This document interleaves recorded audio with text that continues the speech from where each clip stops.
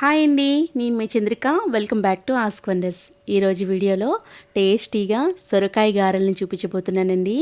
చాలా క్రంచీగా, చాలా టేస్టీగా ఉంటాయి. ఈవినింగ్ స్నాక్స్కైనా, మార్నింగ్ బ్రేక్ఫాస్ట్కైనా చాలా తొందరగా అయిపోయే రెసిపీ అనమాట. తినే కొద్దీ తినాలనిపిస్తుంది, అంత టేస్టీగా ఉంటాయి అన్నమాట. మీరు ఎప్పుడైనా సొరకాయ గారెలు ట్రై చేయకపోతే ఒక్కసారి ట్రై చేసి చూడండి.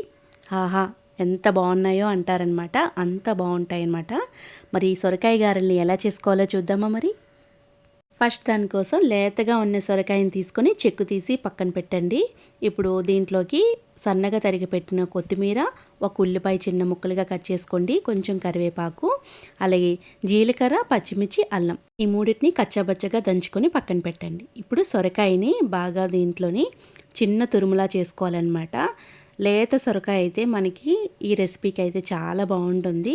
ఇలా సొరకాయ మొత్తం కూడా ఇలా తురిమేసుకోండి. మీరు ఒకవేళ తురమడం ఇబ్బంది అనుకుంటే ఒకసారి మీరు చాపర్లో వేసుకున్న చిన్న చిన్న ముక్కలుగా అయిపోతాయి అన్నమాట. నేను కొద్దిగా చాపర్లో వేసి చూపిస్తున్నాను. ఇలా చిన్న ముక్కలుగా ఉన్న మనకి సొరకాయకి గారెలకి చాలా బాగుంటాయి అన్నమాట. ఏం పర్వాలేదు, ఇలా ఉన్నా పర్వాలేదు. ఇప్పుడు దీంట్లోకి 2 కప్పుల వరకు రైస్ ఫ్లోర్ తీసుకోండి. ఇది డ్రై రైస్ ఫ్లోరేనండి, తడిపిండి మాత్రం కాదు. మీరు సూపర్ మార్కెట్లో కొన్నా పర్వాలేదు, ఇంట్లో మరపట్టించుకున్న పిండి అయినా పర్వాలేదన్నమాట. ఇప్పుడు ఇలా ఇందులోకి మనం కచ్చా పచ్చాగా దంచుకున్న అల్లం, జీలకర్ర, పచ్చిమిర్చి ఈ పేస్ట్ని వేసేసేయాలి. దీంట్లోకి మనం కట్ చేసుకున్న ఒక ఉల్లిపాయ చిన్న ముక్కలుగా తరిగి వేయండి. అలాగే దీంట్లోకి కొంచెం కరివేపాకు చిన్న చిన్న ముక్కలుగా తరిగి వేసుకోండి. అలాగే కొంచెం కొత్తిమీర ఇవన్నీ వేసేసిన తర్వాత ఒక 3 టేబుల్ స్పూన్ల వరకు నువ్వులను తీసుకోండి.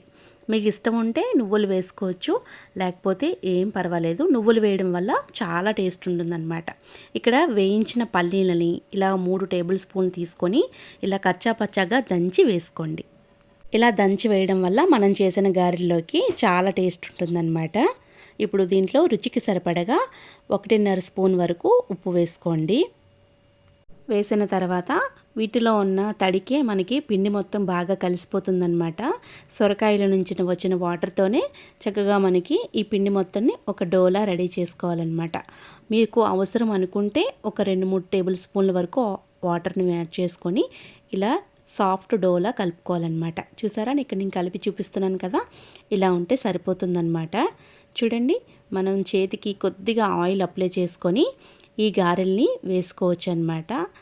ఇప్పుడు ఇలా ఉన్నదాన్ని ఒక 10 నిమిషాలు పక్కన పెట్టేసేయండి.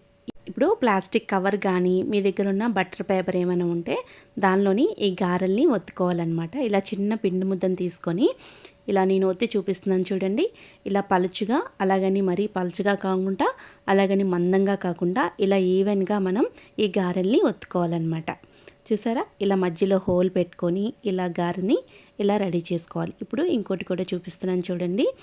మనకి ఒకే సైజులో చేసుకోవాలన్నమాట. ఇవి చుట్టుపక్కల మందంగా ఉండి మధ్యలో పలచబడిపోయినా మనకి సరిగ్గా వేగవన్నమాట.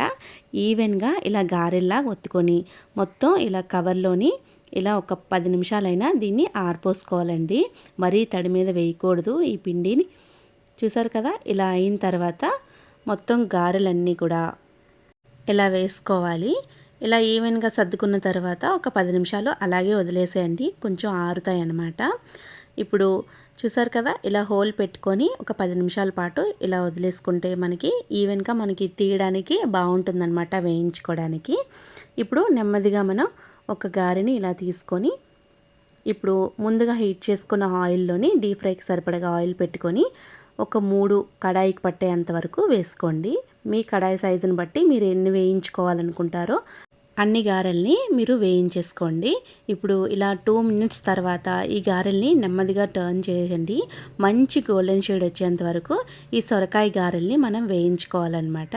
చూడండి, ఇలా కలర్ వస్తున్నప్పుడు మనం అటువైపు ఇటువైపు తిప్పుకొని గారెల్ని బాగా రోస్ట్గా వేయించుకోవాలన్నమాట. మరీ మాడిపోనివ్వకండి. మంచి గోల్డెన్ షేడ్ వచ్చిన తర్వాత ఇలా తీసుకోవాలి. చూసారా, ఈ కలర్ వస్తే సరిపోతుందన్నమాట. సొరకాయ గారెలు అనేవి మనకి రెడీ అయిపోయినట్టే.